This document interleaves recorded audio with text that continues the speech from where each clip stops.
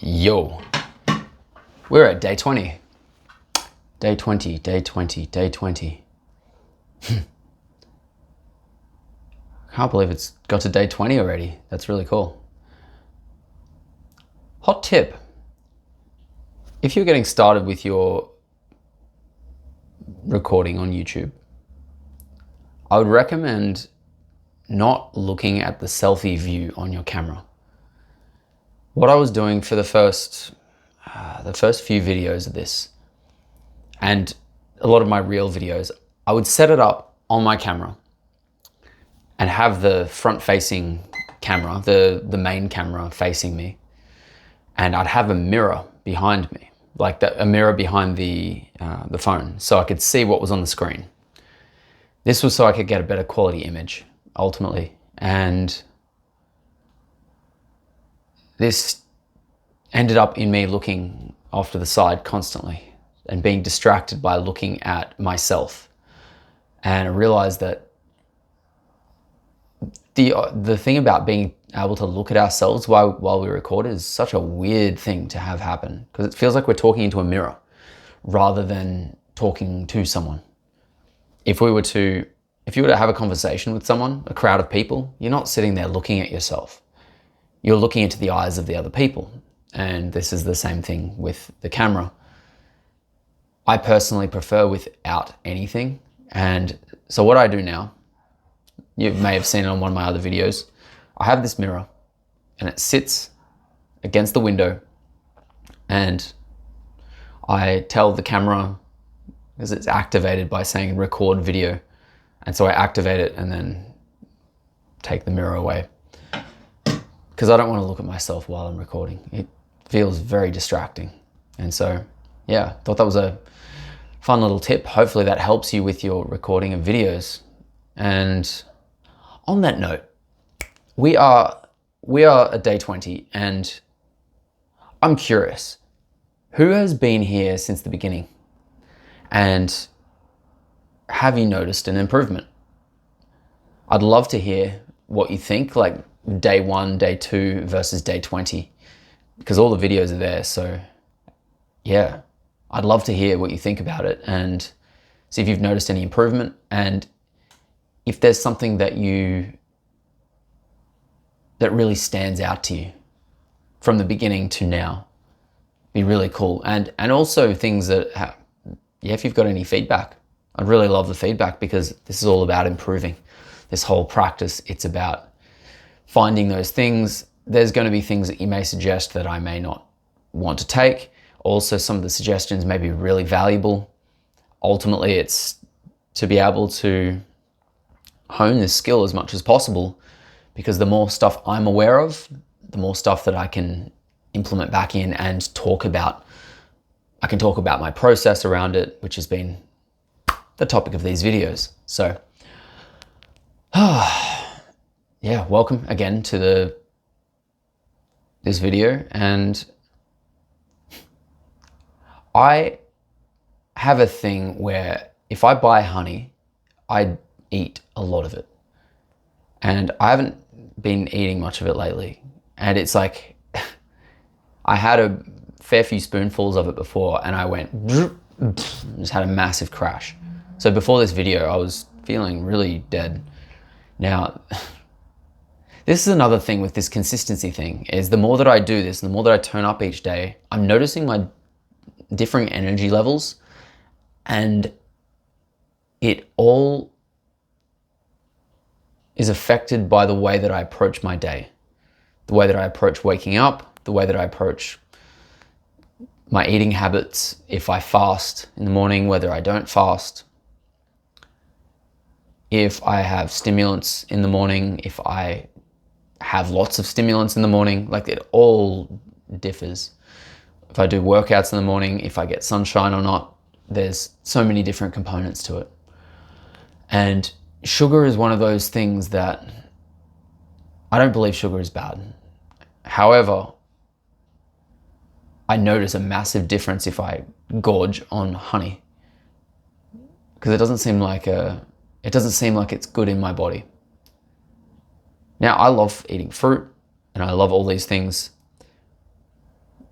The more that I realize my energy levels are so important that, the less that I want to do those things. And this is the cool part. The more that I actually do the things that I love doing, the more energy I have.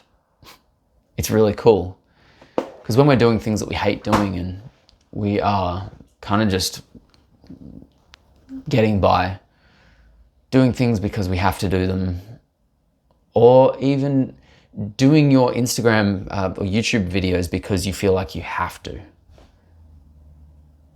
If you're trying to drag yourself through the mud, it's not likely to be an enjoyable experience. Like, we can try and reframe it. Ultimately, it's, if you're doing that to yourself and you're telling yourself you have to do it, I don't see it ever changing form. This is where we come back to like motivation and what motivates us to do certain things. And so for myself, to develop this capacity in front of a camera and become better and better every day, it's so important to my growth and development as a speaker, as a musician, as a coach, as a facilitator, and all of that. This comes down to my articulation, how much enthusiasm I can bring into my voice, natural enthusiasm, how engaging I can be, how much silence that I can allow. Because here's one thing. You can talk and talk and talk and talk. If you have no gaps in your speech, it doesn't give anyone a chance to really digest what you've said. This is okay for short form content because you've maybe got a minute or less to spit out a bunch of information and that person can listen again. For long form content, personally, I think it's important to have some form of gaps. It's real. It allows for, the information to digest. Different people see it differently. And the point that I want to come to within this is your voice makes sound, right? It makes sound, and we see that to use our voice is to make sound all of the time. You're either not talking or you're talking. You're either making sound or you're not making sound. Something to view now. This is something that I'm still working with. Is viewing your voice as if it were a paintbrush. You can paint different colors, yet what you can't paint, well, you can paint it, but if you've got a white piece of paper, likely you're probably not going to have white. And let's say you don't have white paint, you have all the other stuff. The paper is white. How you use the white of that paper is going to determine how that image looks. That blank on the paper is part of your artistic expression. The stuff that you don't put any paint onto. In the case of the voice, we're painting on a canvas of silence. And so the white, which equals the silence, is something to paint with. And so leaving gaps is part of your expression. Your ability to leave gaps and take pauses is very important, especially for gathering your thoughts and not filling every single sentence with and ah and stuttering. I still do it on these videos, and I don't expect it to ever reach a state of perfection. All that I will say is I wish for it to get to a point that is similar to my singing ability, which is, I was watching a video of myself from 9 years ago singing, and it's so different. The way that I articulate my voice, the way that I hit notes, the way that I approach it, the feeling behind my voice. Everything is so different. And all that's come from it is, all that has changed is that I've become more aware and I've learnt more skills along the way. If you're looking at your voice now and saying, oh, my voice isn't good, or I don't know what to say in front of the camera, or whatever the negative thing that you could say about your voice. Maybe the words you're saying aren't right. Maybe you fear that you don't have the right information to be talking about the topic you're talking about. Maybe you love talking about these things and you're worried that someone is going to pull you up for misinformation. There are ways to work around that. It's coming down to simply doing the thing. And I'm sure I'm going to look back on these videos and go, I'm probably going to cringe. Though, I'm in a space of really supporting what I'm doing right now. I really back myself and I choose to be open and supportive of my own stuff, validate my own expression. However flawed or perfect or whatever it may be, it can only be what it'll be right now. I can't make it any different. All that I can do is reflect on what has happened and improve on that. So if I make mistakes, I trip up my words, if I say the same thing twice, it's all about accepting those things and moving on. Something that happens in music when I'm performing is, as I've become better at doing what I do, what has happened in my perception oftentimes is like, oh, well, I'm here and I want to be there. Because we always want to improve, right? This can put ourselves down. This can be, I will be worthy when I get here. Or we go, at least I'm better than this person. At least I have more followers than this person. Meanwhile, there's a ton of people with more followers. Maybe someone else has more views on their account than you. You have less. That comparison, you can use that to strive towards. However, if you stop putting out videos due to that, you've lost the game completely. Because that person is not concerned with you having your amount of views.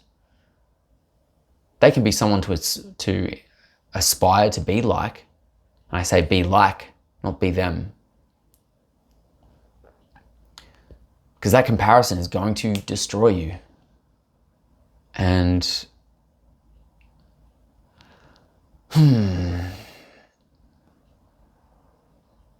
what was the point that I was making?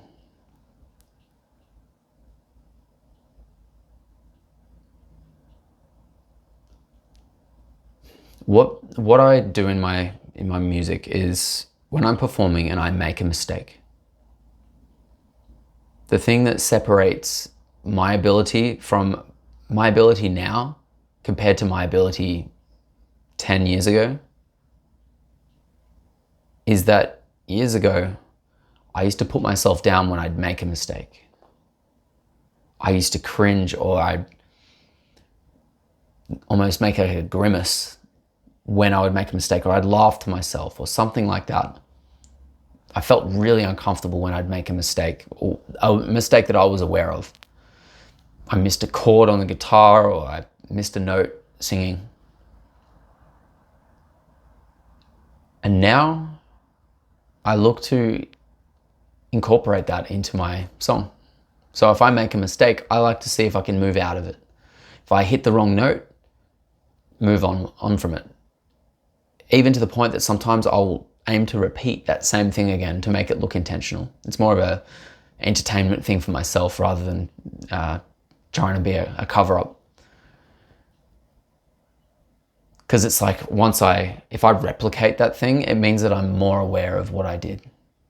I can retrace those steps and go, oh, okay, well, let's make it intentional. Let's give it a try. Jazz does this a lot. And I'm not a jazz guitarist. I like jazz though. It's all about moving on when we make mistakes, forgiving ourselves in the moment and going, you know what? Fuck it. It's fine. It is what it is now. And I will improve. And so, yeah, if you're looking at starting a YouTube channel, or you're tuning in with me right now, wanting to improve, I highly encourage the raw version. It's really, really easy.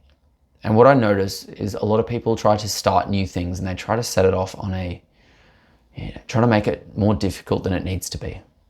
For example, if you're going to start a YouTube channel and you want to do edited videos, the edited videos can be incredible. And they also take time, especially if you're learning how to do them. Like, how many hours do you spend making your videos? If you're someone that has been making videos, it's cool to learn a skill set. And the thing that's going to actually build your account, as I'll talk about in a second, is being consistent with whatever you do.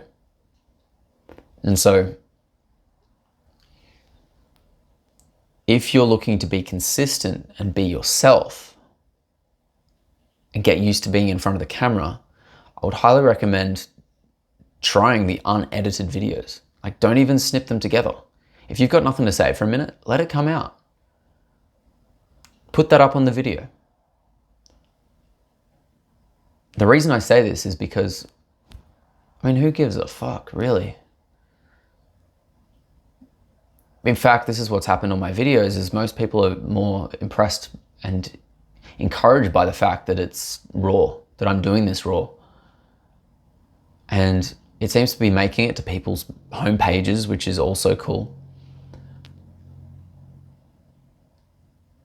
It's allowing me to keep doing what I'm doing. It's allowing me to keep going day after day and stay at that half-hour rate, because it's simply about turning up. And on this note, I can make subtle improvements as I move along. For example, once I do the 30-day challenge, I may introduce an intro video, like maybe an intro title screen, or maybe, I can start introducing little things. Maybe I can put some captions in there. Maybe there'll be minor improvements that I can do over the time.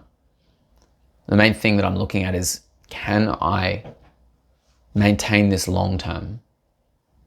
Because that's what I'm interested in. Can I keep it going? Because if I stop because I've made it too difficult for myself, you could say, well, maybe you weren't, didn't have enough grit. I haven't been watching enough David Goggins. And yeah, that kind of motivation is okay. The best motivation is self-trust, is the trust in ourselves to do something. That's an incredible motivator.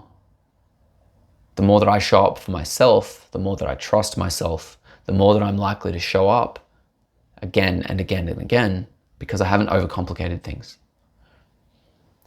And this is something, I'll speak into, because what's happened for me in the past is when I go to do something, a new endeavor, and the tendency that I have is to try and cultivate the perfect thing to say, to try and put together the perfect video. I've done this with reels. I've spent half a day on a reel, or even more, and then just hated it. Because my skill level at making reels and editing and all that wasn't quite at the level that I wanted it to be. Plus, I also wanted the right words to be said, and I couldn't say the right words. Memorizing sentences is something that I'm working on. Memorizing a script of sorts for certain things like marketing and doing, that sort of salesy side of things. And that's a practice. It's a practice that I'm putting in. The raw format is allowing me to be more free flow with my speaking, so that, well, this is the thing, people buy who you are. And if someone's entertaining, they'll watch you do anything. If you like watching people on the internet talk about their challenges around videos, you may enjoy this video. If you don't, if you like refined, edited content, you won't like this video. And if you're watching it and you prefer cut videos, why are you watching this video? What drew you in? Why have you got to 19 minutes in this video? And I say this because, like, sometimes the things that we expect to enjoy aren't the things that we actually enjoy. The things that we think we're going to hate or be bored by end up being the thing that we actually need. We receive the information that we needed to receive. And if that's you chilling here with me for 20 minutes, great.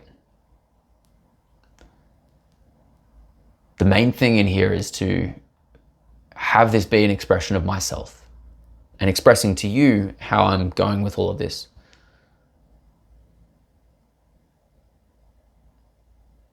Because the more that I get this stuff out, the more that I can, it's getting all the information out. I feel like I'm getting better at speaking about things and riffing on topics without becoming worried about time or being caught up in my head too much. Even worrying about what to say next, thinking about topics to talk about. That's something that I would like to do come the end of this challenge, is actually talk about specific topics and stick to a theme. Maybe do, say, 10 or 20-minute videos where I stick with one theme and talk about that. That'll be the next challenge, actually. Yeah. Because currently the theme is talking about talking on a camera. And next there'll be things like journey with the voice. This is the thing that I work on, is the voice. To unpack all of that sort of stuff, to talk about, here is the next thing. I actually forgot about this. It's the podcast. So, the Masters of Attention podcasts, that's something that is going to be coming very, very soon. I'm going to note that one. I'll write it off to this.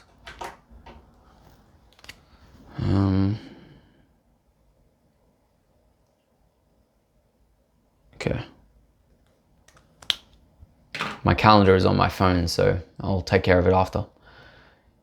It's going to be more interview based. I'm going to be interviewing people and doing the whole podcast thing. Again, keeping it in a simple format. I really want it simple, and we'll see how that goes. I've got a fair few cool people lined up, people that I really admire, people within my space, within my field that I work with, some coaches, some people that are like musicians as well, people that I can talk to. There's mediums, there's spiritual folk, there's personal trainer folk, and the focus for this will be around attention. It's called Masters of Attention because, to me, our ability to master our own attention is the key to our success, and is the key to your success. Is where your attention goes, what do they say? Where your attention goes, energy flows. For example, and it doesn't have a bias, if you were to put a negative comment on this video, that's attention that you're directing towards me. If you give me a positive comment, that is attention directed towards me. Now, having this attention directed towards me, I can say, well, that's energy. So it's up to me to choose to receive that. For example, some people are terrible at taking compliments. If someone says, hey, really good job, really love what you're doing, and a lot of people who are insecure about themselves will deflect it and say, oh, they'll be really humble, but so humble to the point that they actually throw it back at the person. And so they don't even allow that energy to hit them. They deflect the positive stuff. And maybe they're supercharged by the negative stuff. So they end up receiving this negative energy and go, well, they must be true. The positive energy, oh, they're probably just saying that, whatever the story is for you. And so it's still energy, it's still attention. Ultimately, if someone's putting comments on things, if someone's watching the videos, if you're watching this now and you're adding views to the count, there's something with what I'm saying that is resonating with you, and you're choosing to give your valuable attention to this video. Because there is something here of value for you. You wouldn't be sitting here for 25 minutes if there was no sort of value or nothing that you were looking for. And I'd love for you to tell me in the comments if there's something that you're hoping I cover, a topic. There's a couple of comments from yesterday or 2 days ago. I'm gonna do a video in a couple of days' time where I answer a handful of questions. So yeah, let's leave that one for the moment for answering those specific questions. But please leave them there, and I'm gonna take a note of them and I'll answer them in regards to what I'm doing. If you are struggling with your own YouTube channel or just simply getting in front of a video camera, there is something for you to know that we're all just winging it. We're all comparing ourselves to people, and the challenge is to not compare ourselves to everyone else. That's what I keep doing. I keep coming back to myself. I'm going to validate myself. I expressed what was truthful for me. I did what felt right at the time. And if that's right or wrong, it's irrelevant. It's up to me to move forward. It's up to you to move forward. And this is actually, something that I realized from before. What happens when we go on an endeavor? I actually went on a complete rabbit hole and missed this. When we choose to go on a new endeavor and we go, hey, this is a great idea. What can often happen is we got the idea and we go, say this is the idea and this is us, and we see the idea that's here. And we're like, okay, how do I do it? And so we move like a step forward and go, all right, we're going to indulge ourselves in video editing, in how to speak in front of a camera, how to do X, Y, Z, all of the things. And then sometimes we just end up going, oh, fuck it, it's too much. And we step back. And then we try again. We step back in and we learn all of the stuff, everything except for do the video. And so we end up back in the beginning. And this loop can occur for years. You just keep doing the same old thing over and over and over again.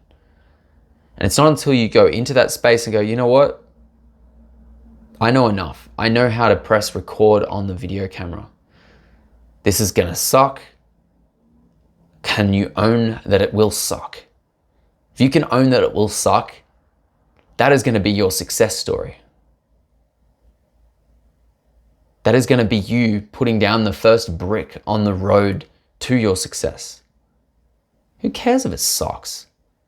Really, this is the thing, no one gives a fuck. I mean this out of a completely compassionate way. No one really cares about your video.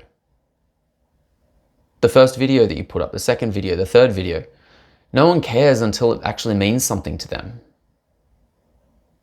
And so that first video, I didn't expect anyone to see mine.